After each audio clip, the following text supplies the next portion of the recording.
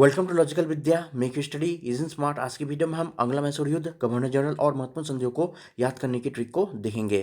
तो आप इस वीडियो को देखिए ध्यान से अंत तक। अगर आप हमारे चैनल पर नए हैं और अभी तक आपने हमारे चैनल को सब्सक्राइब नहीं किया है तो हमारे चैनल को भी सब्सक्राइब कर लें, बेल आइकन को दबाकर, जिससे आपको लॉजिकल विद्या के द्वारा बनाई गई वीडियोज की नोटिफिकेशन मिलती रहेगी। साथ ही आप लॉजिकल विद्या के फेसबुक, इंस्टाग्राम, ट्विटर और इस वीडियो का पीडीएफ पाने के लिए टेलीग्राम चैनल से जुड़ जाएं।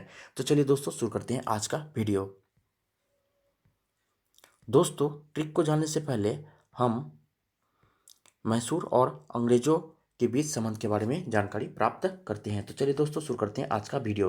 हैदर अली के नेतृत्व में दक्षिण भारत की राजनीति में मैसूर राज्य की प्रसिद्धि में वृद्धि हुई।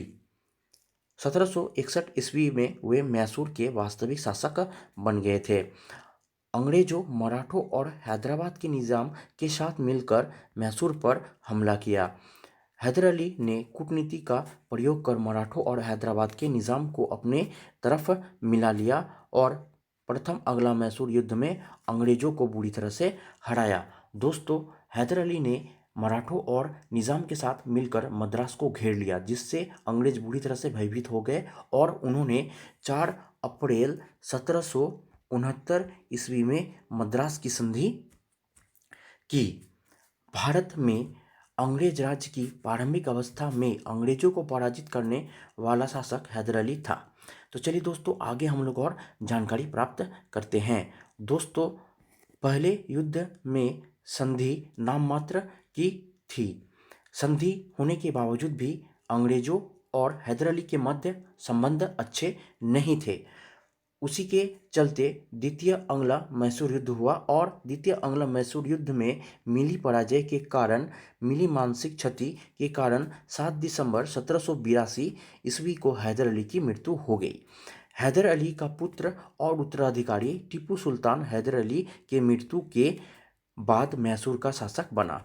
1787 ईस्वी में टीपू सुल्तान ने बादशाह की उपाधि धारण की। टीपू सुल्तान की राजधानी श्रीरंगपट्टनम थी। टीपू सुल्तान के राज्य के झंडे में शेर की तस्वीर होती थी। तो चलिए दोस्तों आगे हम लोग और जानकारी प्राप्त करते हैं। उनकी वीरता से प्रभावित होकर उनके पिता हैदर अली ने ही उन्हें शेर ए मैसूर के खिताब से नवाजा था। टीपू सुल्तान ने अपनी राजधानी श्रीरंगपट्टनम में स्वतंत्रता का वृक्ष लगाया, जो फ्रांस और टीपू की मित्रता का प्रतीक था। साथ ही जैकोबिन क्लब का सदस्य बना। भारतीय शासकों में टीपू सुल्तान ने विदेशों में आधुनिक पद्धति से दूतावास स्थापित किए थे। लॉर्ड वेलेस्ली ने मैसूर में टीपू सुल्तान की प्रभाव को समाप्त करने के लिए 1798 ईस्वी में निजाम के साथ सहायक संधि की थी। अंग्रेजों से मुकाबला करते हुए श्रीरंगपट्टनम की रक्षा करते हुए 4 मई 1799 ईस्वी को टीपू सुल्तान की मौत चौथा एंग्लो मैसूर युद्ध में हो गई। मैसूर के साथ अंग्रेज 32 वर्ष तक युद्ध लड़े। दोस्तों, अंग्रेजों के साथ मैसूर का पहला युद्ध 1767 में हुआ था। हम लोगों ने पढ़ा कि अंग्रेजों के साथ मैसूर 32 वर्षों तक युद्ध लड़े, तो इसमें हम 32 वर्ष जोड़ देंगे तो हमको 1799 तक मैसूर और अंग्रेजों के मध्य युद्ध देखने को मिला था। तो चलिए दोस्तों आगे हम लोग और जानकारी प्राप्त करते हैं। दोस्तों, अगर आपको इस वीडियो से अच्छी जानकारी प्राप्त हो रही है तो आप इस वीडियो को लाइक करना ना भूलें। तो चलिए दोस्तों आगे हम लोग और जानकारी प्राप्त करते हैं। अगला मैसूर युद्ध जो 1767 से 1799 तक हुआ, यह 32 वर्षों तक चला था और इन 32 वर्षों में 4 युद्ध लड़े गए। प्रथम अगला मैसूर युद्ध जो 1767 से 1769 तक 2 वर्षों तक चला और इस युद्ध में महत्वपूर्ण संधि मद्रास की संधि थी। द्वितीय आंग्ल मैसूर युद्ध 1780 से 1784 तक 4 वर्षों तक चला। इस समय गवर्नर जनरल वारेन हास्टिंग थे और इस युद्ध में मैंगलोर की संधि हुई थी। तृतीय आंग्ल मैसूर युद्ध जो 1790 से 1792 तक 2 वर्षों तक चला। उस समय गवर्नर जनरल लॉर्ड कॉर्नवालिस थे और इस युद्ध में श्रीरंगपट्टनम की संधि हुई थी। चौथा अंगला मैसूर युद्ध 1799 में हुआ। इस समय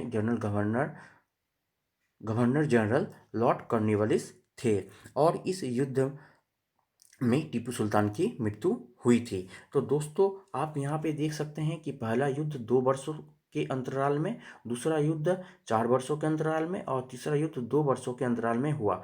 तो 242 आप याद रख लीजिए, तो आप युद्धों के समय काल को आराम से याद रख सकते हैं। तो चलिए दोस्तों आगे हम लोग बात करते हैं गवर्नर जनरल और महत्वपूर्ण संधियों के ट्रिक के बारे में। तो दोस्तों हम जानते हैं कि पहला संधि मद्रास की संधि हुई थी, दूसरा युद्ध में संधि मैंगलोर की संधि और तीसरा युद्ध में श्रीरंगपट्टनम की संधि हुई थी। तो मैंने मद्रास के एम से एम लिखा है, मैंगलोर के पहले अक्षर का एम से एम लिखा है, वही श्रीरंगपट्टनम के एस से एस लिखा है। तो मैंने इसको एस बना दिया। उसी तरह वारिंग हास्टिंग के एच से हाई, कॉर्नवालिस के सी से छोटा, वेलेस्ली के डब्ल्यू से वाला। तो आज की ट्रिक है हाई छोटा वाला एमएमएस। ठीक है दोस्तों, मद्रास की संधि से एम, मैंगलोर की संधि से एम, श्रीरंगपट्टनम की संधि से एस। तो ये बन गया मेरा एमएमएस। और यहीं हेस्टिंग के एच से हाई, कॉर्नवालिस के सी से छोटा, वेलेस्ली के डब्ल्यू से वाला। तो हाई छोटा वाला एमएमएस। हाई के एच से हेस्टिंग, छोटा के सी से कॉर्नवालिस, वाला के डब्ल्यू से वेलेस्ली, मद्रास के एमएमएस के एम से मद्रास और दूसरा वाले एम से मैंगलोर और एस से श्रीरंगपट्टनम।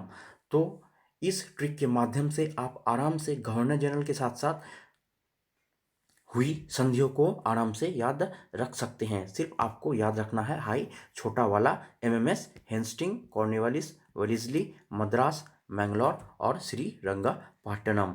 तो चलिए दोस्तों इसी के साथ यह वीडियो यहीं पे समाप्त हो रही है। मिलते हैं नेक्स्ट वीडियो में। आप हमारे चैनल से जुड़ जाएं, सब्सक्राइब कर लें उसे बेल आइकन को दबाकर। इसी के साथ आप लॉजिकल विद्या के इंस्टाग्राम, ट्विटर, फेसबुक और इस वीडियो का पीडीएफ पाने के लिए टेलीग्राम चैनल से जुड़ जाएं। तो चलिए दोस्तों आप हमारे चैनल से जुड़ जाएं, सब्सक्राइब कर लें उसे बेल आइकन को दबाकर। इसी के साथ आप हम मिलिए नेक्स्ट वीडियो में। अगर आपको वीडियो अच्छी लगी तो आप हमारे चैनल से जुड़ जाएं अवश्य और उसको सब्सक्राइब करना ना भूलें। तो चलिए दोस्तों इसी के साथ मिलते हैं नेक्स्ट वीडियो में। यह वीडियो यहाँ पे समाप्त होती है। चलिए थैंक यू।